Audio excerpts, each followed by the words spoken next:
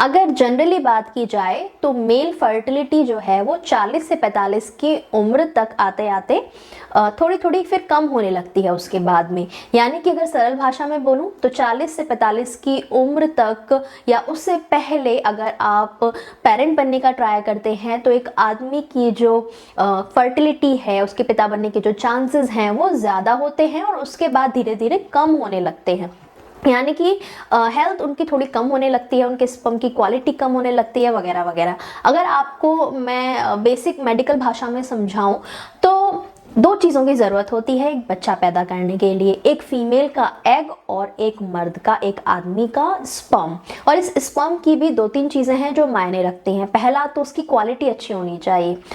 एक बूंद जो आपका डिस्चार्ज निकलता है, अगर उसकी एक बूंद भी ली जाए उसमें भी बहुत सारे ढेरों में स्पर्म होते हैं, थाउजेंड्स में, मिलियंस में काउंट गिना जाता है, लेकिन ज़रूरी नहीं है कि वो सब जाके प्रेगनेंसी आपकी अचीव करवा पाए। उनमें से कोई एक अच्छी क्वालिटी का स्पर्म ही जाके ये कर पाता है।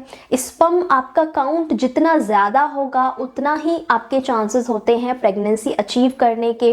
जितना स्पर्म की मोबिलिटी अच्छी होगी, यानी कि एक फीमेल के अंदर जो आपका स्पर्म जिस तेजी से भाग के जाके उस एग के साथ मीटअप करेगा उसे कहते हैं स्पर्म मोटिलिटी। तो वो जितनी अच्छी होगी उस हिसाब से आपके चांसेस प्रेगनेंसी के बढ़ जाते हैं। वहीं एक एज तक, जैसे कि मैंने आपको बताया 40 से 45 की एज अमूमन हम मान सकते हैं, इंडिया के हिसाब से मैं बता रही हूँ।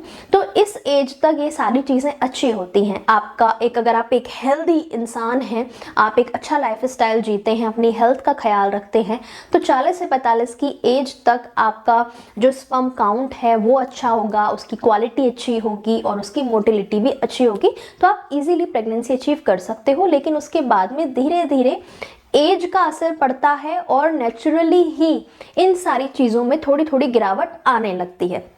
अब एज के अलावा भी बहुत सारी ऐसी चीज़ें हैं जो कि आपकी स्पर्म की क्वालिटी को या उसकी मोटिलिटी को या उसके काउंट को ख़राब कर सकती है। इस पे वीडियो मैंने ऑलरेडी बनाई हुई है कि आपका अगर लो स्पर्म काउंट है तो उसके क्या रीज़न हो सकते हैं और उसकी क्वालिटी ख़राब किन चीज़ों की वजह से हो जाती है। उस वीडियो का लिंक मैं आपको एंड स्क्रीन पर दे दूँगी, तो आप वो वीडियो भी ज़रूर देखना। कुछ बेसिक सी चीज़ें ऐसी होती हैं जो कि आदमियों को पता ही नहीं होती, वो ऐसी गलतियाँ करते हैं जिसकी वजह से उनकी सेक्सुअल जो उनकी लाइफ है उस पर असर पड़ता है, उनके स्पर्म की क्वालिटी पे उसका असर पड़ता है। तो आप वो वीडियो ज़रूर देखना। अगर आप एक मर्द हो तो आपके लिए वो वीडियो देखना शायद काफ़ी ज़्यादा हेल्पफुल रहेगा।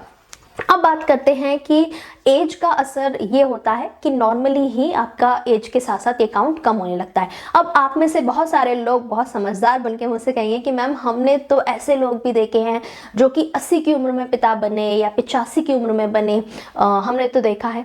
तो वेल चांसेस उनके बहुत कम होते हैं। ऐसे एग्जाम्पल अगर आपने देखे भी हैं तो एक आधा कोई होगा। और क्योंकि हर किसी की बॉडी अलग होती है, हर किसी की लाइफस्टाइल अलग होती है, हर किसी के जीन्स अलग होते हैं, तो हो सकता है एक आधा कोई रेयर केस हो। लेकिन यहाँ पे जब हम बात करते हैं तो वो एक जनरल और मोस्टली जो देखा जाता है उसकी बात करते हैं। तो उस हिसाब से मैं आपको ये चीज़ें बता रही हूँ। नॉर्मल हमारी जो ज़िंदगी है उसमें ये काउंट जो है किसी के लिए इससे कम भी हो सकता है।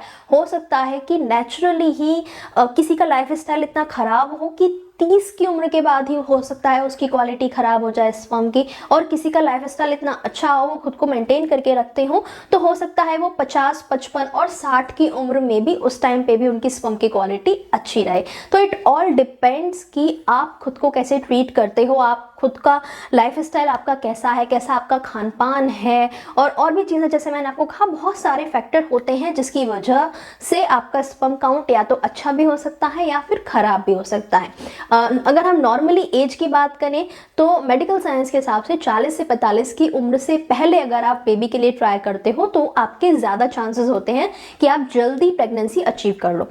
अगर उसके बात करोगे तो क्या फिर प्रेग्नेंट नहीं कर पाओगे आप अपनी फीमेल पार्टनर को, या फिर आप पिता नहीं बन सकते? नहीं, ऐसा नहीं है। यहाँ पे हम चांसेस की बात कर रहे हैं। उसके बाद हो सकता है आपको ज़्यादा ट्राई करना पड़े। बहुत सारे कपल ऐसे होते हैं जो कि काफ़ी महीनों ट्राई करते हैं, उसके बाद उनको प्रेगनेंसी अचीव होती है। बहुत सारे ऐसे भी कपल होते हैं जिनको मेडिसिन वगैरह की ज़रूरत लगती है और उसके बाद फिर प्रेगनेंसी वो अचीव कर पाते हैं। और कुछ को तो मेडिसिन वगैरह से भी फ़ायदा नहीं होता तो उनको IVF का सहारा लेना पड़ता है। IVF के बारे में भी मैं आपको एक चीज़ ये क्लियर कर दूं कि जो कपल IVF के लिए ट्राई करते हैं उसमें भी एक फीमेल के अच्छी क्वालिटी के एग चाहिए होते हैं और एक मेल का अच्छी क्वालिटी का स्पर्म चाहिए होता है, जिनको वो बाहर से उनको मिला के एक फीमेल के अंदर फिर वो डाल दिया जाता है। IVF के ऊपर मैंने पूरी जानकारी दी हुई है पहले, तो आप वो वीडियो भी देख सकते हो, #वीबोर्ड प्लेलिस्ट में मिल जाएगी। इसमें भी जैसा मैंने आपको कहा, IVF भी अगर आप सोचते हो कि चलो नेचुरली बेबी नहीं हुआ तो हम IVF प्रोसेस ले लेंगे, तो मैं ये आपको यहाँ पे क्लियर करना चाहती हूँ कि उसके लिए भी आपकी अच्छी क्वालिटी के स्पर्म की ज़रूरत है। अगर आपकी एज बहुत ज़्यादा हो गई है और एज के चलते आपके स्पर्म की क्वालिटी ख़राब हो गई है या किसी और रीज़न से हो गई है, तो IVF भी आप सक्सेसफुली अचीव नहीं कर पाएंगे। एक बात और मैं आपको बता दूं, अगर आप ज़्यादा बड़ी एज में प्रेगनेंसी के लिए ट्राई करते हो, चाहे आप मेल हो या फीमेल, ऐसे में एक तो कंसीव करने में तो डिले हो ही सकता है, प्रॉब्लम आ सकती है कंसीव करने में, और बच्चा कंसीव हो गया उसके बाद भी प्रेगनेंसी में कॉम्प्लिकेशन हो सकते हैं, हाई रिस्क प्रेगनेंसी हो सकती है, यहाँ तक कि बच्चे को जेनेटिकल डिसऑर्डर होने के भी चांसेस हो सकते हैं। तो सोच समझ के ये फैसला लीजिए कि आपको कब अपनी फैमिली जो है वो शुरू करनी है, और एक बार अपने डॉक्टर से जाके ज़रूर कंसल्ट कर लीजिए। आप स्पर्म फ्रीजिंग भी करा सकते हैं और फीमेल हैं तो वो अपनी एग फ्रीजिंग भी करा सकते हैं, जिससे आगे चल के वो उस अच्छी क्वालिटी के स्पर्म या अच्छी क्वालिटी के एग को यूज़ कर पाएँ। और नहीं तो मैं आपको बोलूँगी कि बाकी सारे काम चलते रहेंगे और एक बच्चा जो है उसकी मैं मानती हूँ जिम्मेदारी होती है, लेकिन टाइम रहते ही डिसीज़न ले लें। ऐसा ना हो कि अपने दूसरे कामों के चलते आप इस डिसीज़न को टाल दें और सोचें कि अभी हमारे पास बहुत वक्त है, लेकिन आगे फिर ये वक्त आपके हाथ से निकल जाए और बाद में फिर आप सोचें कि हमने ये डिसीज़न पहले क्यों नहीं लिया। अगर आप किसी भी रीज़न की वजह से अपनी प्रेगनेंसी को या फिर अपने मैरिज को टाल रहे हैं, तो ये सारी बातें ज़रूर दिमाग में रखिए, इन्फॉर्मेटिव रहिए ताकि बाद में पछताना ना पड़े। तो ये सारी इन्फॉर्मेशन मैंने आपको प्रोवाइड कर दी है। आई होप आपको इससे थोड़ी सी जानकारी मिली हो तो इस वीडियो को लाइक कर देना, मेरे चैनल को सब्सक्राइब कर देना। मैं चलते मिलूंगी आपसे अगले वीडियो में एक नए टॉपिक के साथ। तब तक के लिए बाय बाय, टेक केयर।